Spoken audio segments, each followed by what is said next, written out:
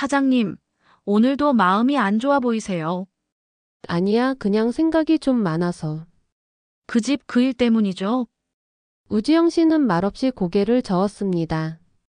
그러나 가게 문을 닫은 뒤 그녀는 뒷주방에서 조용히 경매 서류를 펼쳤습니다. 낙찰가, 채권총액, 배당 내역이 또렷이 적힌 그 종이 위엔 이제 그녀의 이름이 소유자가 아닌 채무자로 인쇄되어 있었습니다.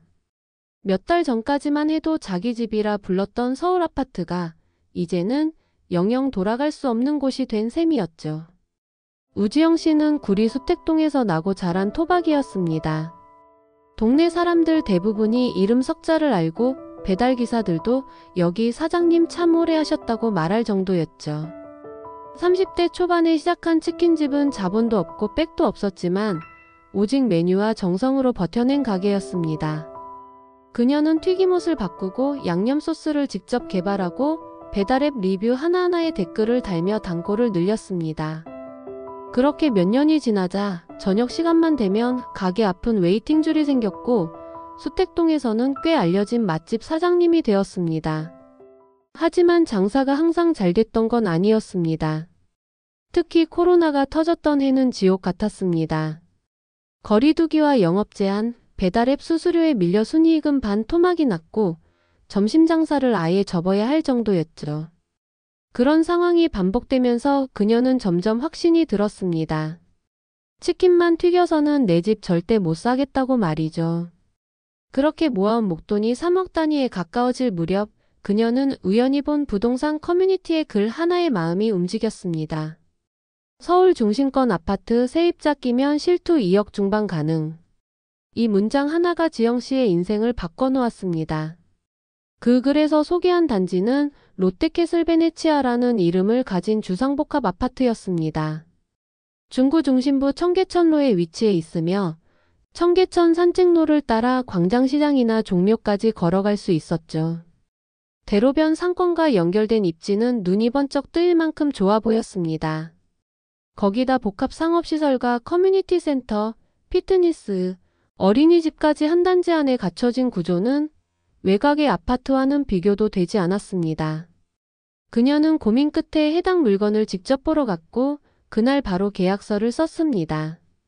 매매가는 12억 2천이었고 세입자의 전세금 9억 4천에 자신의 전 재산 2억 8천을 보태 갭 투자를 성사시켰습니다.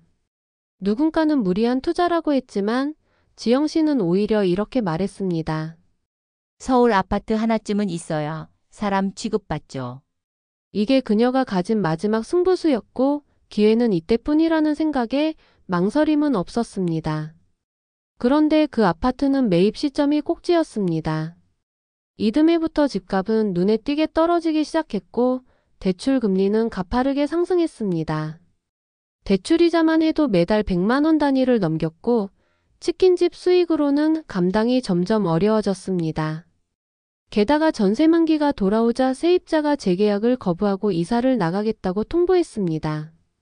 전세를 돌릴 여력도 새로운 보증금을 구할 인맥도 없던 그녀는 서서히 무너져 갔습니다. 그 무렵 치킨집 장사도 다시 어려워졌습니다. 코로나 이후 회복세가 더뎠고 물가가 오르며 닭고기 원가도 치솟았습니다.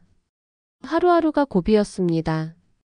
카드 대금은 밀렸고 이자 상환일이 다가올 때마다 그녀의 휴대폰은 진동과 경고음으로 가득 찼습니다.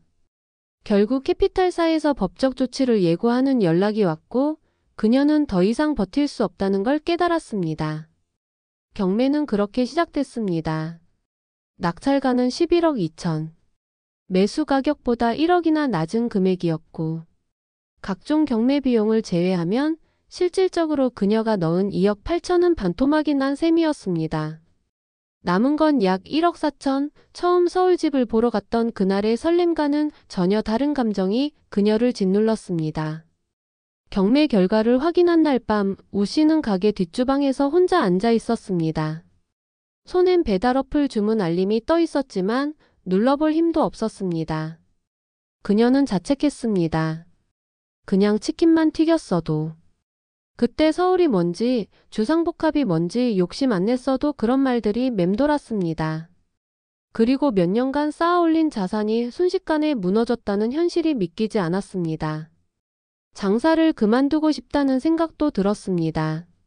그런데 냉장고에 들어있는 생닭들이 눈에 밟혔습니다. 직원들 월급일도 다가오고 있었고 단골 손님이 오늘도 허니갈릭 하나를 외칠 것 같았습니다. 우씨는 묵묵히 앞치마를 맸습니다. 그리고 기름 온도를 확인하고 치킨을 튀기기 시작했습니다. 인생은 멈출 수 없었고 주방의 온도는 여전히 뜨거웠습니다. 그녀는 스마트폰에서 부동산 앱을 전부 삭제했습니다.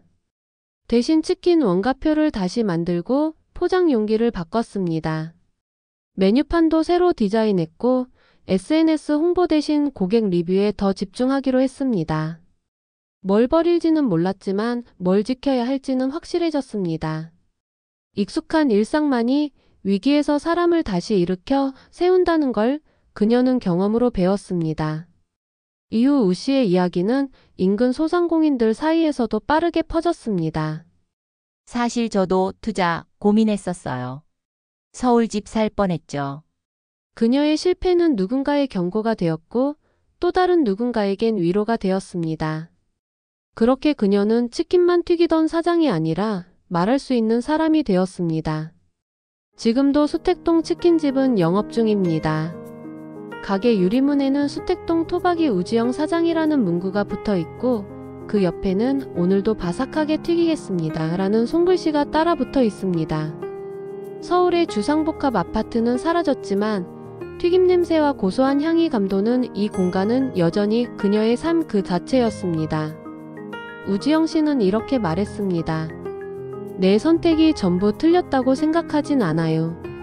다만 내가 감당할 수 있는 만큼만 욕심냈어야 했죠. 그리고 덧붙였습니다. 청계천 걷던 그날 너무 들떴던 것도 알아요. 하지만 지금은 매일 튀김기 앞에 서는 내가 더 단단합니다. 그녀의 투자 실패는 끝이 아니었습니다. 오히려 다시 자신에게 돌아오는 과정이었습니다. 그렇게 치킨 냄새가 나는 골목에서 오늘도 그녀는 삶을 튀기고 있습니다. 이상입니다. 유익했다면 좋아요와 구독 꼭 부탁드려요. 그럼 오늘도 오붓하세요. 감사합니다.